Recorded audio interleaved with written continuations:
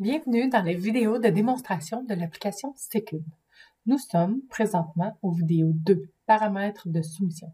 Pour bien vous familiariser avec l'application, vous devrez en visualiser 6. Pour commencer, il faut aller dans la section Préférences de projet général.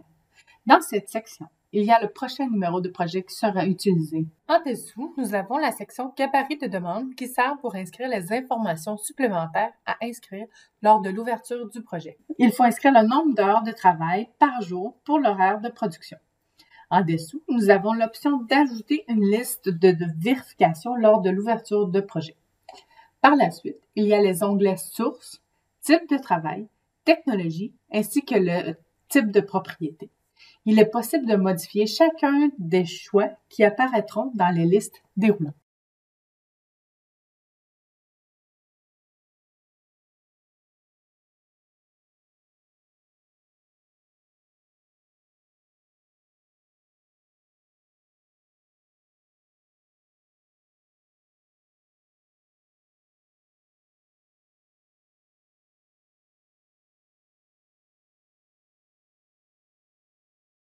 Dans la section Préférences de soumission, il faut indiquer le prochain numéro de soumission à utiliser. Ici, nous utiliserons une numérotation avec l'année et une série de numéros pour savoir le nombre de soumissions faites depuis le début de l'année. En dessous, c'est ici qu'il faut indiquer les termes de soumission. Cette section apparaîtra sur la soumission imprimée ou envoyée au client et a une portée légale. Il est important d'y indiquer tous nos termes et conditions générales. Le gabarit d'email est un modèle que nous utilisons pour l'envoi automatisé des soumissions. Attention, si vous le modifiez, certaines informations entre les pourcentages s'ajustent automatiquement selon l'usager qui envoie la soumission. La section Liste de vérification s'ajoute automatiquement aux soumissions pour faire une liste à cocher pour ne pas oublier d'informations ou d'étapes lors de la préparation des soumissions. Le rappel de soumission sera vu dans une autre vidéo.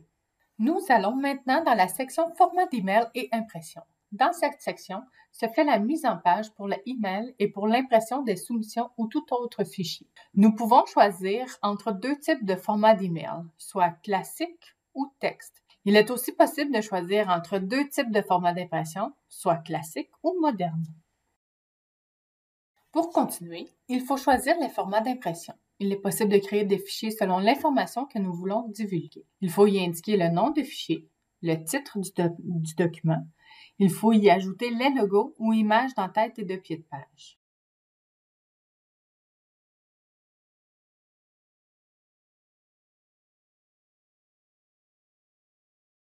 Par la suite, il nous suffit de choisir ce que nous désirons voir sur le dit fichier.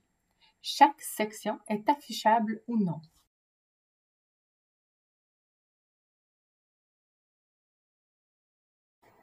Vous êtes maintenant prêt à passer à la vidéo explicative des soumissions. Merci d'avoir pris le temps de visionner cette vidéo.